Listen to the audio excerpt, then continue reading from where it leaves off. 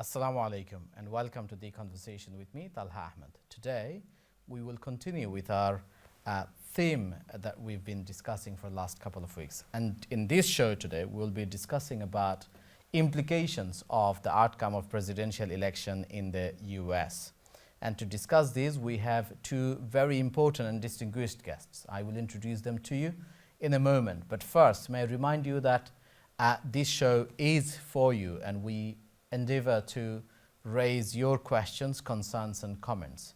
Today will be no exception. So if you wish to join us, feel free to call us, and the number to call us you'll find on TV screen at different occasions. We will try to take some calls during the second half of our show.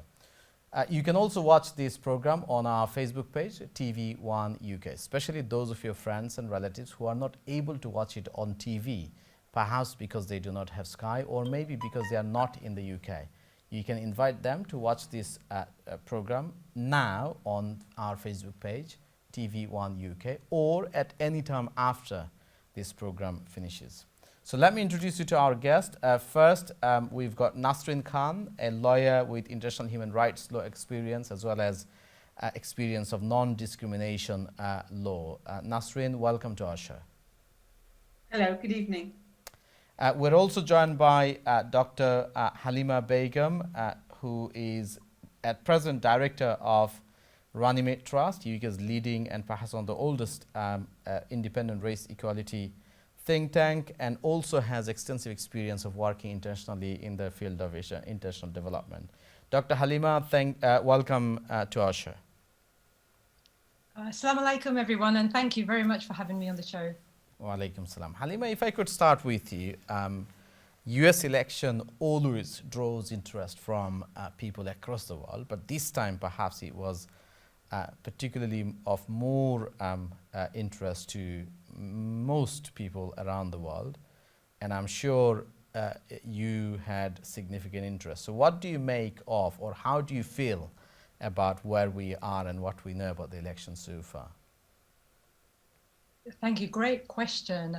Something that we've all been reflecting on very nervously, I think, particularly in the last week. We've all been very worried about the US election outcomes and very, very worried in case the Republicans and Donald Trump in particular were to make it back into the White House. And the reason why we've been worried is that from a kind of race relations perspective, from the perspective of, building a just society for Black and minority ethnic people in the US, Black Americans, African Americans, it would have suggested another 4 years of incredibly difficult period of politics. So I guess from an organizational perspective, looking at it from the perspective of minorities, it was going to be very, very worrying for us if he did win. Internationally, it was also going to be very worrying for us because we are looking for a US leadership that is much more international, much more global. So I suppose like everybody else out there, I watched the elections very nervously, very kind of quietly, not wanting my worst nightmare to come true. And I suppose steadily over the weekend, that hope started to kind of build and grow, and to the point that, by the time it was Saturday, and I was waiting for the New York Times to declare the results because I always go with New York Times rather than any of the other newspapers. When it happened, I most certainly did go to sleep with a little bit more peace in my head than otherwise would have been possible to wake up with a sense of relief in some way. Yeah. Nasreen, the fact is we may have a winner in the form of Biden, president-elect, and he has, to his credit, attracted highest number of votes in US history. But the reality also is that more than 70 million people voted for President Trump, again, perhaps one of the highest that any defeated candidate got in history. So what do you make of the number of people who chose to back President Donald Trump despite extensive international and internal US national coverage of his many policy and other views, and how that sits with US's long-standing commitment to equality, social justice, and so forth? It's also a very good question, and I think a lot of people are struggling to answer it, but I think there are some clues. I think that one of the issues is that we who are perhaps progressive, anti-racist, people who are part of the movement that challenges those kind of attitudes around race that we see from Donald Trump, we talk about race and minority groups as if they will naturally be common allies. And that's actually a mistake, I think, because there's a lot of intergroup fracture. Cuban Americans see themselves better represented by Trump's policies, it appears, certainly in Florida, than other Latino groups, perhaps. Talking about Latinos in itself is to create a unity that doesn't really exist between members of people with lots of different national backgrounds. Moreover, a lot of ethnic minorities are from very conservative political views. They may be willing to overlook racism that they may say is, okay, it's not that important, provided we get an anti-abortion platform, provided we get no taxes. I mean, whatever it is, there are payoffs for people. And there is a degree of denial of the racism that is, and the empowerment of the really violent extreme right that has happened under Donald Trump. I've seen people, Black people, people from Latino backgrounds, Asian people, who are enthusiastic Trump supporters who say he's not a racist. He may speak badly, but it's not his fault if there are racist attacks on the streets. So there's a kind of denial of the linkage between the speech that comes from this, the former president, or not yet former, but who he will hopefully soon to be former. Yes, the current president, but soon to be former president, and the actual effects on the streets. I mean, you raise a number of interesting points, and we will explore some of them in due course. But let me put the same question in a slightly different way. U.S., for good reasons, for many years, was seen as a leading nation that sort of pioneers, or rather acts as a leader of the free world. And the U.S. president for many years would be given that title by many. And by any margin, it's a developed nation in so many respects. How do you feel that a country like that tolerates a president like this, and so many people still? I mean, in reality, we haven't really seen a decline of Trump's vote. What we have seen is that many people who previously would have stayed away turned out in large numbers, as a result of which Trump lost. Nasrin, sorry, I don't know if you followed me. I thought that was for Halima. Okay, yeah, and that's again. It's also very important to note that this larger turnout is partly because there has been huge effort to combat the disenfranchisement, the mass disenfranchisement of Black people in the United States. There are places in the United States where 1 in 5 Black people cannot access the vote, literally cannot access the vote. And millions of Black people have for decades been have found it almost impossible to vote. So there have been, since Trump came to power, actually, there has been a growing kind of coalition of people who have been trying to combat this, especially around Georgia. And Stacey Abrams is the name to watch in that field.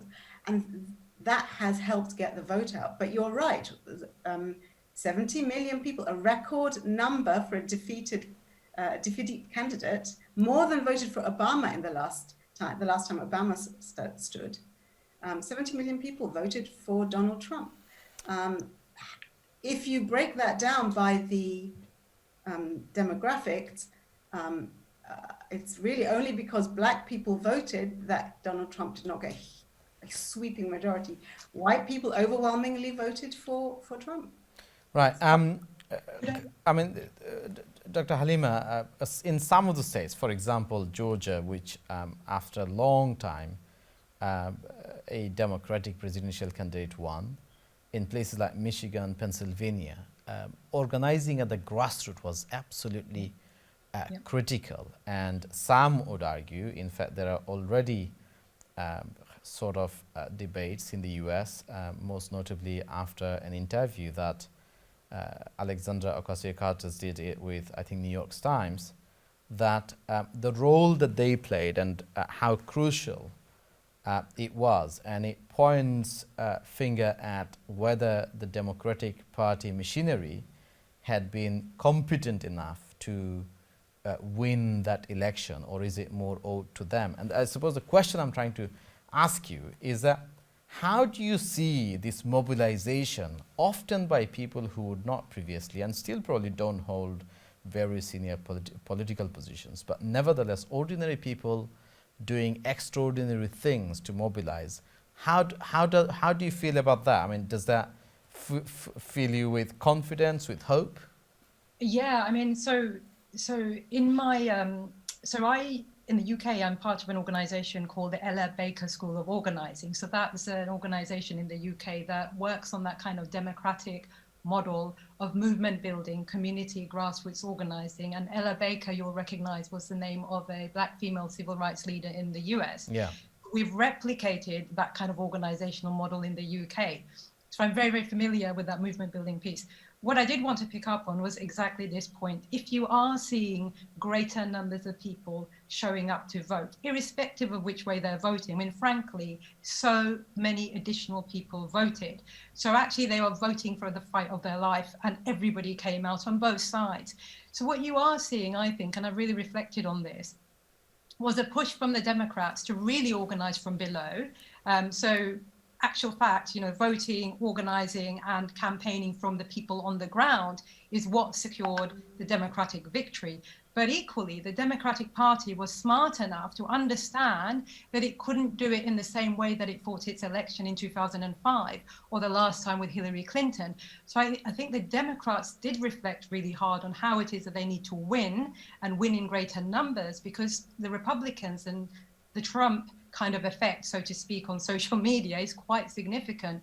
So I do think the Democrats will now need to think very hard about creating more space within their party structures for the grassroots voice. And Nasreen, you mentioned Stacey Abrams. I mean, what a lady. I mean, she did not win the nomination in Georgia, but she spent 1 year mobilizing 800 votes, by the way, 800,000 votes. So I think this is actually a victory for democracy, not anything that we should shy away from, but be very careful. Democracy is not a passive fight. You kind of have to stay in it for the longer term. Might be worth actually just going through the statistics, because if you look at CNN, if you look at the mainstream media, they will tell you that more people voted for Trump, or more Black people voted for Trump, or the Cubans did, and so on. But I did just want to share the real story with you, because it is important. We have been analyzing the numbers every single day. Go ahead, I mean, feel free. But so here's a real story. So in Detroit, 79% of people, Black people, voted for the Democrats. In Atlanta, 52% of the votes were Black. Philadelphia, 42% of the vote was Black. Milwaukee, you had 39% of the vote that was Black. Overall, 90% of people of color voted for the Democrats. Only 8% voted for Trump. So I don't think it's right to say that actually the minority vote was compromised for Trump. I mean, yes, they might have seen a bit of an increase, but think about the bigger picture. 90% of people of color voted for the Democrats. I mean, I was watching, I think on ABC, there's a, I forgot his name, a senior politician of Latino background. He says about Philadelphia that actually, yes, Trump won, but if you really look at the numbers, you'll see it's not the minorities who are to be blamed. There are other factors because of which he won. So there is that. But one of the things, I mean, before we move into some of the other issues, one of the things I want to ask you, Dr. Halima, is what do you make of the spectacles that we're seeing in the White House at the moment as to whether to accept this result and whether there are vote riggings and so on? Should I go for that? Yes, Dr. Halima. Okay, so obviously the Republicans are playing the long game here. So I think 1 month ahead of the election results, you started hearing things about democracy being on trial, democracy being at risk. So I think they'd already made the plan ahead that if the vote was contested in any way, they would say that this wasn't a fair trial, a fair election, and so on. And you also then had to look 3 months back to see the most recent Supreme Court appointment that Trump made, which was so close to the run-up of the elections, which was almost illegal. Nasreen would actually have a better view of this. So I think they were playing the long game, that if the result was so narrow, they were going to contest it. And of course they are. But it's sour losing, isn't it? I mean, they at some point need to give up on this notion that they are still going to win. Internationally, I think the world is looking in horror, really, because we have had years and years of narratives that told us that in the developing country, because the rule of law is always weak, election results are not reliable or predictable. But now the world is now looking at the White House and what is happening in America. And I think the Republicans are just dumbing down the notion of a mature democracy that really isn't holding America up to the standard that it really deserves to be held up on. Thank you. Nasreen, I'm not sure how closely you've been following this, but to be fair, I mean, it's not all Republicans who are supporting this. It seems to be more driven by President Trump himself as opposed to the entire Republican establishment.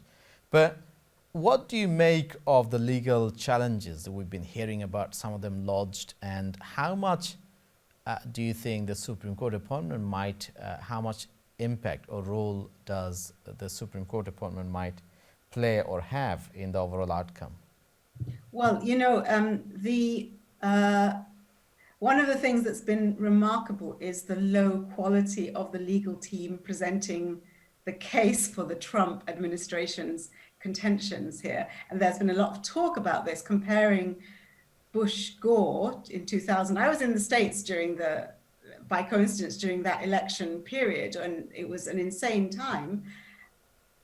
But the difference between then and now is that there was a clear fight about a few hundred ballots in Florida. Yes, specific evidence, and the allegations were very specific and so on. There was a very clear argument about should these ballots be counted or not. There was no attempt that I recall by the Bush administration to say there was widespread fraud, deliberate undermining of the political process, and that and actually no attempt to make it partisan. It was a very ruthless attempt to win the argument in court.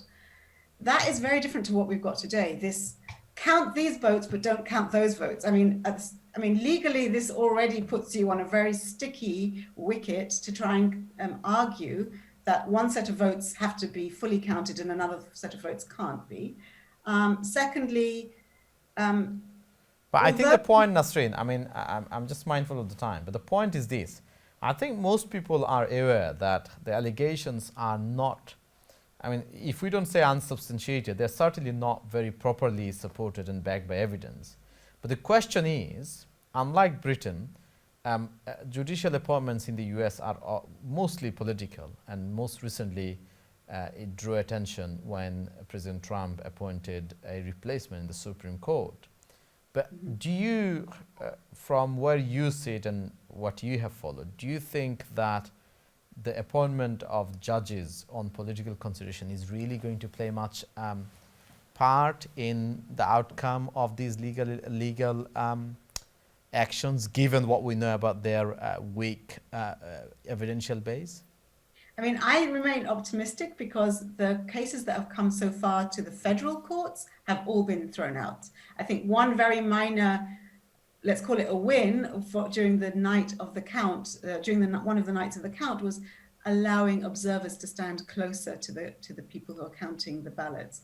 But subsequently, there's not been one case where these arguments have been substantiated. So I have a fairly strong belief that no reasonable court would entertain these arguments, and it's hard to get to the Supreme Court with these kind of cases. But Amy Coney Barrett is not.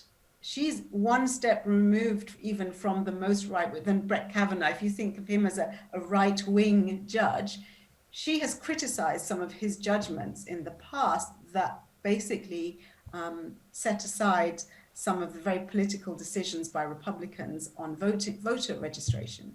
And she has written about these things, and she basically... So you think that even though on some of the broader, more ideological issues, they might take a position based on their political persuasion, but on issues like this, it's not likely to have much attraction with their political affiliation?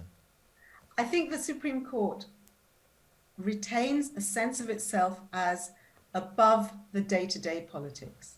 Right. And I strongly suspect that however much sympathy or alignment individual judges might have with the Trump administration, the idea of the Supreme Court as a constitutional body that needs to be respected will mean that in something like this, which is about the validity of the elections, they will very strongly say, without very strong evidence, we don't get into this, and they will make sure. I doubt it will even get to the Supreme Court, Right, but okay. if it does get to the Supreme Court, I suspect that it will be very quickly washed out as a case. Dr. Halima, we're going to go to a break, but very, very quickly. I mean, we've already seen the fallout starting. Fox has already fallen out with President Trump.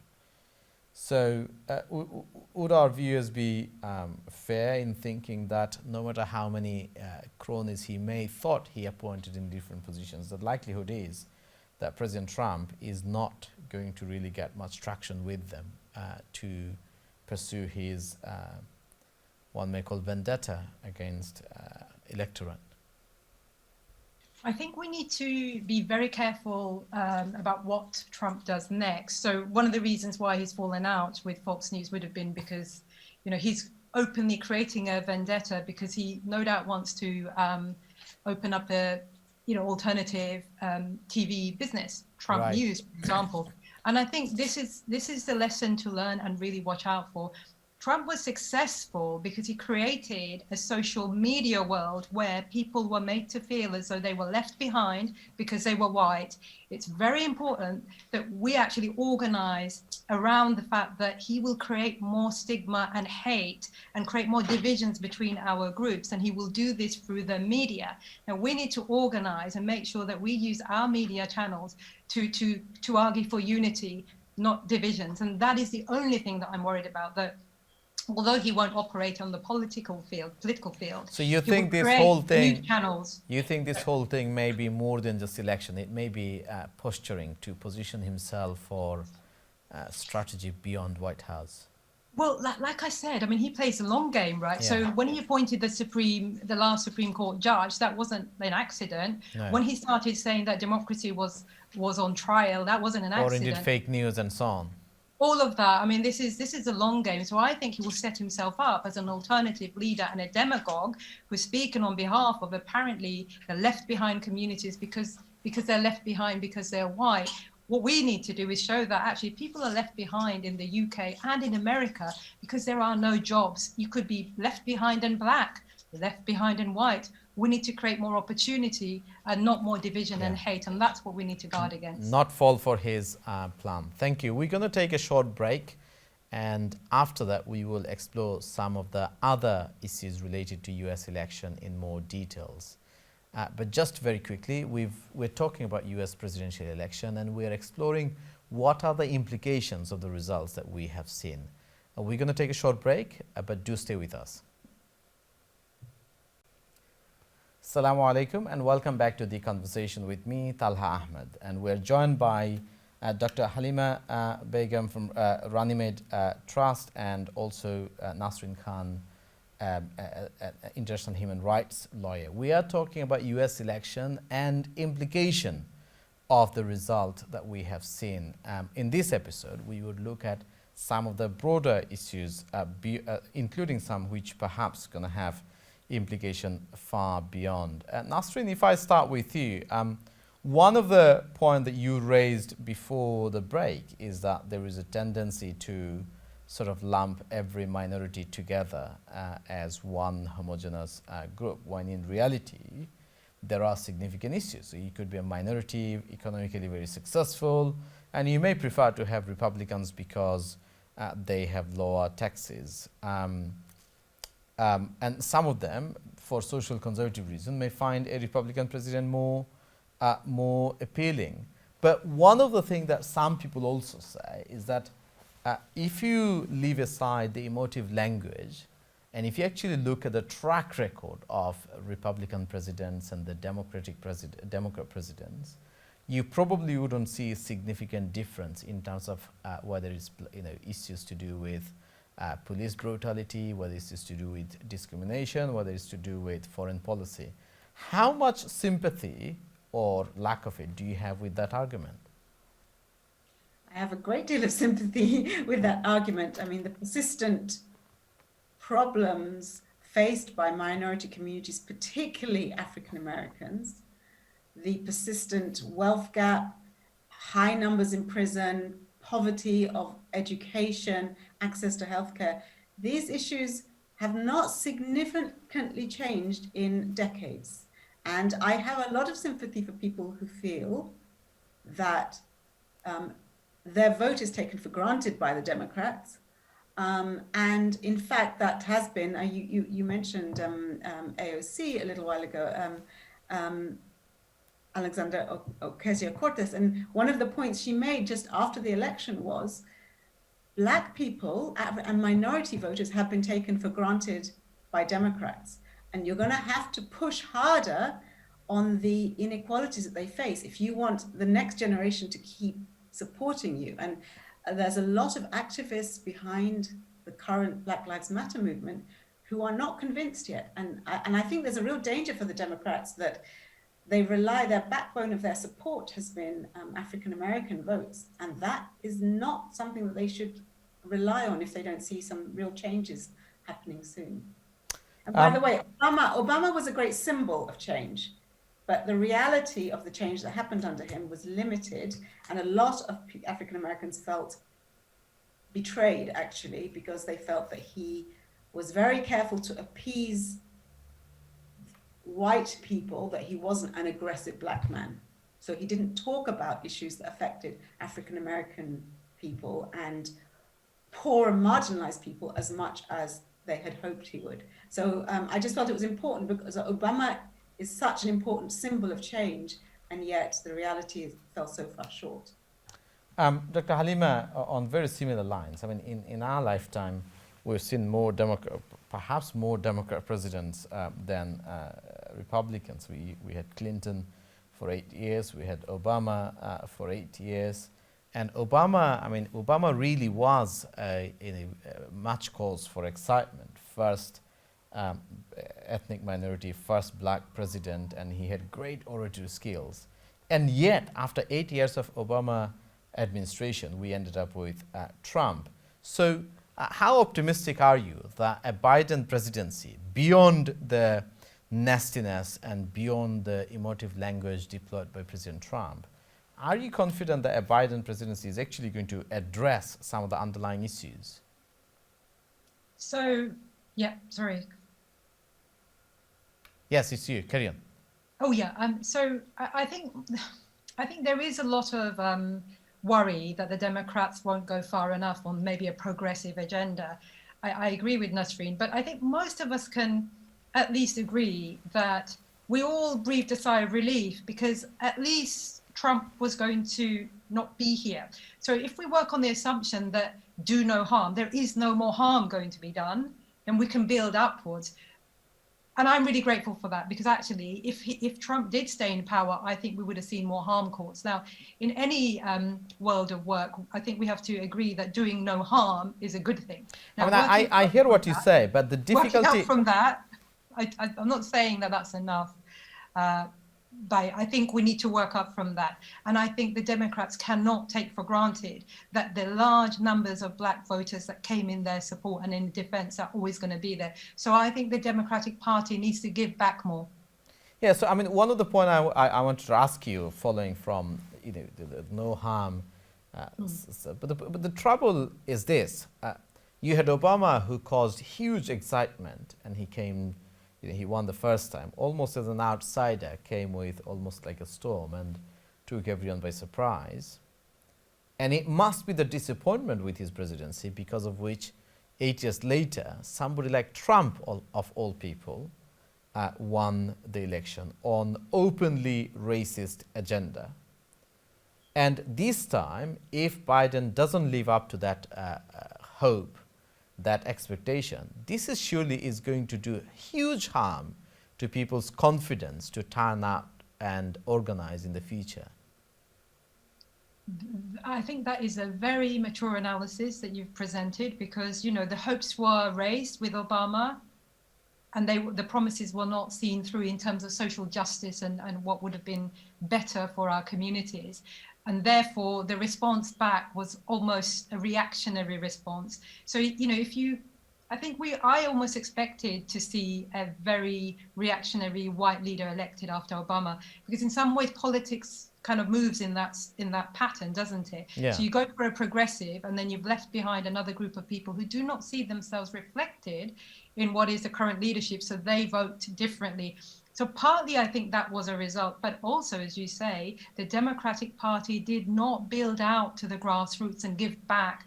Now, Joe Biden, if he does not deliver more, I think you're right that actually we will see a lot more risk to social kind of unity in the US than we've ever seen before. And that's why I think, Nasreen, that a lot of our Black organizers are very worried, because this wasn't just any year. This was the year of 2020, when George Floyd was murdered in open view of the world, you know, murdered literally on the streets by the police. And a president who couldn't even bother to condemn. Yeah.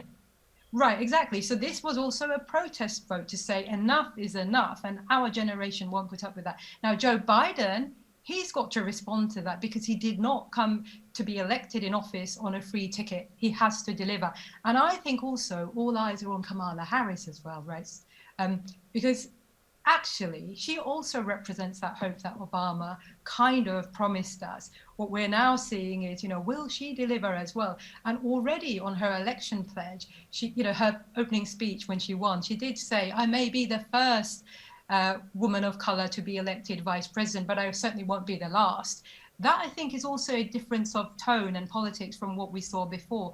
Building that pipeline for the rest of us, so you don't kick off the ladder just because you were made successful. But I think Alexandra Cortez, she's right, that actually the Democratic Party needs to work harder for community organizers. Do not take that for granted. And worse than that, not only will the Democrats not win again, I think you will see quite severe social challenges and riots again. And that's the danger. So I think because people will lose confidence really on the political establishment if that happens again. Nasreen, one of the issues that perhaps came to the fore since President Trump came to power is his approach to Muslims and his policy on the Middle East. And for the first time, we have had vibes during certainly Democratic primaries that you wouldn't previously hear on issues to do with Palestine-Israel conflict. Do you expect significant, tangible change on that front? Well, significant only in the sense, kind of what Halima was saying, like perhaps a bit less harm than the Trump administration. The Trump administration has obviously given a green light to Netanyahu to pretty much roll over all the previous agreements with the Palestinians and has essentially killed even the slightest hope of a two-state solution. That's gone now. Maybe in the long run, that might be a good thing. It might mean that people start saying, well, there's only a one-state solution, and now Israel has to come to the table with a totally different set of priorities. But that's a big question. But in terms of the Middle East, I mean, we mustn't forget that strategic interests aren't going to change. Saudi Arabia, oil, the connection, those deep connections between certain powers in the Middle East, in the Gulf states, and the US administration, those are long-term. Those don't shift president by president. But on fairness, President Biden, or President-elect or former Vice President Biden was critical of Mohammed bin Salman in a way that you wouldn't probably expected any senior US politician to be. Does that not give you some hope that he will be somewhat different? Come on. I mean, what are they going to do? I mean, they're going to keep selling. It's a huge market for their arms sales, which is hugely important for them. Biden is not going to do anything that disrupts that relationship. Oil and arms. The only thing that possibly likely changes is that they have talked about they want to end the fighting in Yemen. And so long as the Houthi rebels are not left in charge, Saudi Arabia will probably come to some kind of deal when they're put under pressure. Probably some kind of rapprochement with Iran. So there will be changes. I don't think those are minimal. I think it's important, any positive change in such a volatile location, which has already disrupted the whole world actually for the last 3 years, any positive change is welcome. But the underlying infrastructure of the relationship between America and the Middle East is not going to change. It's still going to be pro-Israel. It's still going to be aligned to Saudi Arabia, and it's still going to see Iran as the enemy. And all the other pieces of the jigsaw fit around those issues. Thank you. Maybe they'll be nicer to Muslims individually. They'll remove the. So you probably wouldn't have no Muslim ban, but you might have policies that many Muslims will find difficult insofar as, say, Middle East is concerned. Right, Halima, one of the things I want to ask you. I mean, President Biden is not without his, without his controversies. Most notably, during his election campaign, one of his comments about Turkey and Erdogan did draw quite a bit of interest and controversy around the world. So, in one hand, we had Trump, who effectively, didn't take much interest on some of the bigger conflicts in the Middle East, except to put his weight behind some of the rulers that there, most notably UAE, Saudi Arabia, and Israel. But on the other hand, it seems that President Biden might get it loggerhead with another significant power in the region, namely Turkey. So, how do you see that we're going to see a more constructive U.S. involvement in the Middle East, or are we going to see effectively, fundamentally at its core, a very similar approach? I think foreign policy changes very little, as you were saying, Nasreen, by president. I mean, foreign policy is set for the next 200 years in terms of power relations and who we want to have as allies and who we want to have as our enemies. So that is unlikely to change. What will change is obviously the personality and the engagement. So with Trump, you saw a slightly different engagement. Interestingly, I then reflected on, what did Trump actually do beyond the posturing? Beyond the posturing in North Korea, beyond the posturing about Iran. I mean, remember, when he first was elected, we were really worried that was he going to start a war in Iran? So my worst fear didn't come true with Trump. I mean, he postured and postured, but he didn't start a war in North Korea or Iran, thank God, or with China. But what he did do is actually reverse a lot of our hopes for Israel and Palestine. So that was problematic. And I don't know how we come back from that.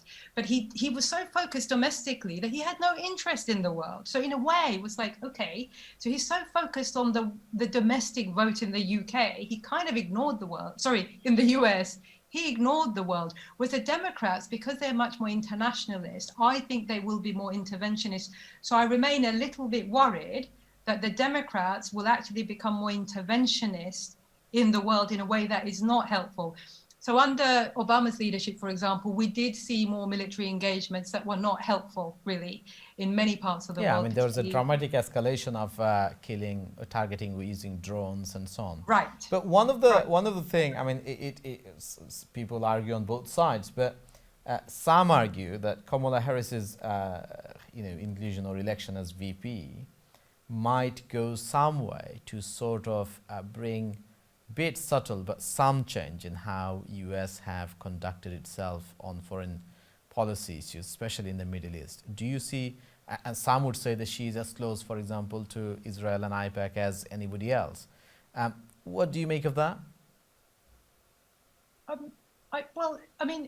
So American policy doesn't change because you've got Kamala Harris or, and so on.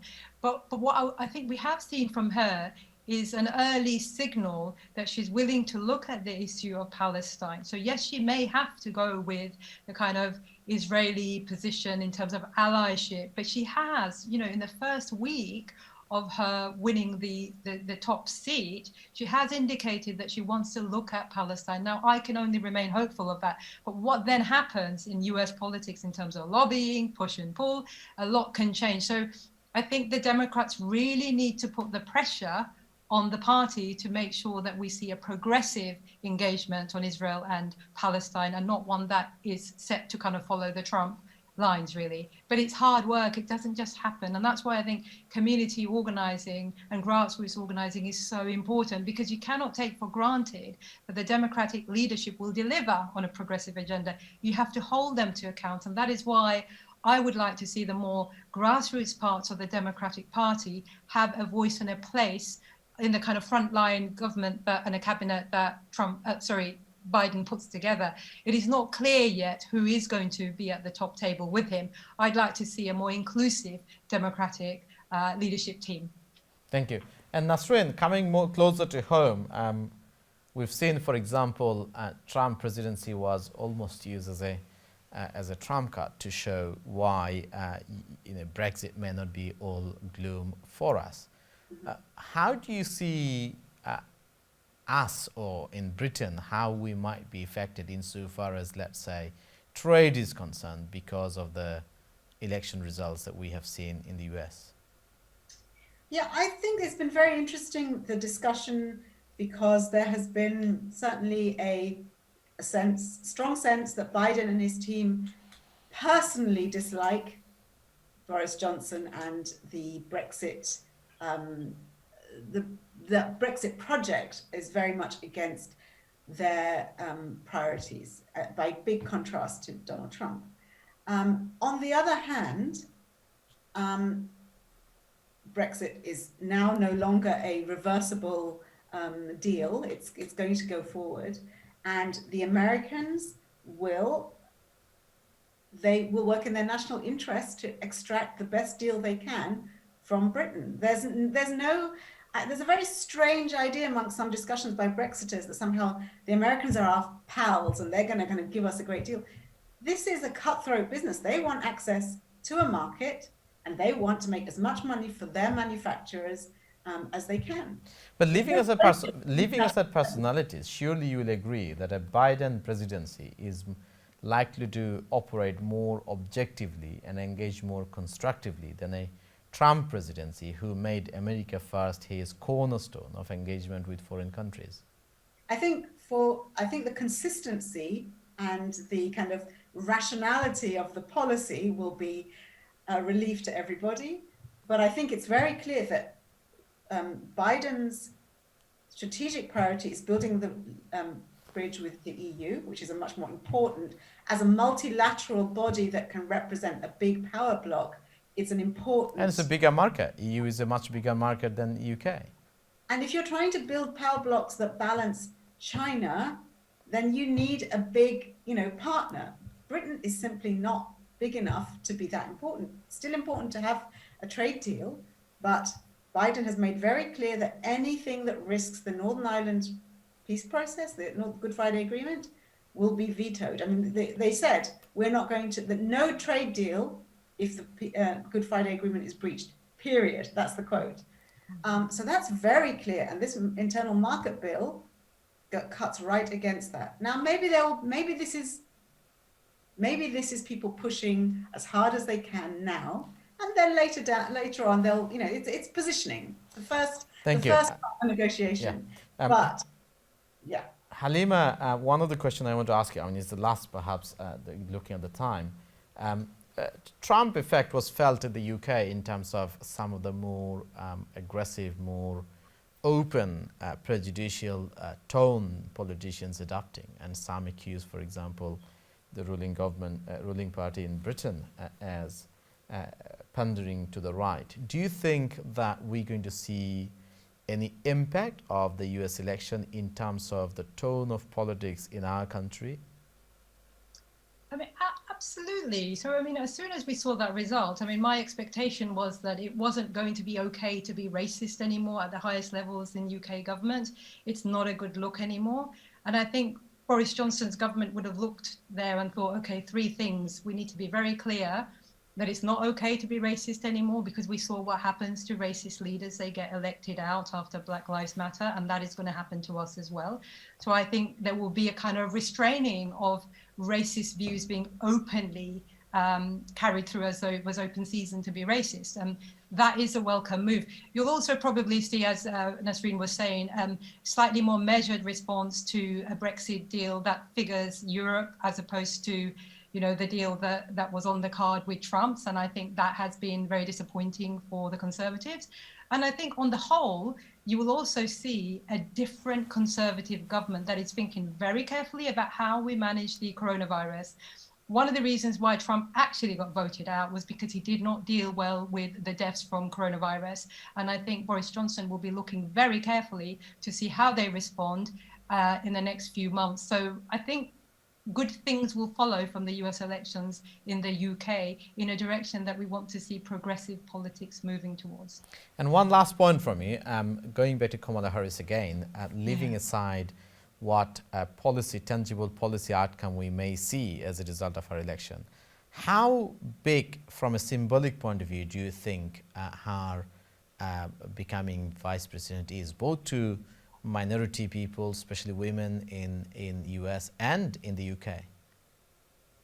Oh God, I mean, look, I thought I would have been really happy to see Joe Biden and the Democrats win, but actually on the day the result was announced, I was overjoyed to see Kamala Harris elected as vice president. And that was the achievement in my mind and in my heart. And obviously the Democratic victory was fantastic. So I think at a symbolic level, every minority and person of color would have felt something stir in terms of opportunity. And I felt that, and I still carry that hope.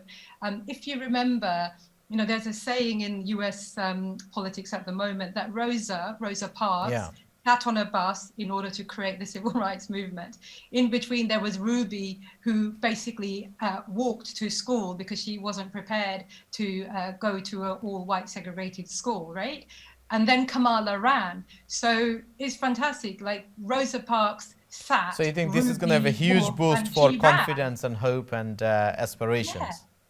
Excellent, thank you. Unfortunately, that's all we have time for today. You are watching The Conversation. We're at the end of our program. We discussed the US election and its implication. A number of things came through our discussion, although there was some pessimism as to what tangible difference it may make at the policy level. But some of the messages that came from our guests is that hopefully this result will reinforce the idea that you cannot be outright racist and prejudicial and target and denigrate particular communities. The wider electorate will not tolerate that. We also heard how symbolically, from the perspective of ethnic minority people, especially women, what a big symbolic significance the Kamala Harris represents in terms of hope, in terms of aspirations, in terms of what can be achieved. But I think perhaps the most important message is that the critical difference in this election was the organizing at the grassroots level of ordinary people getting together and making sure that their vote matters and making sure that many more of them turn out. And that in order to achieve tangible policy differences, those will need to continue. That's all that we have time for. Thank you very much for watching this program, and thank you to our guests who have given up their valuable time. Until next week, that's all. Allah Hafiz. Allah Hafiz.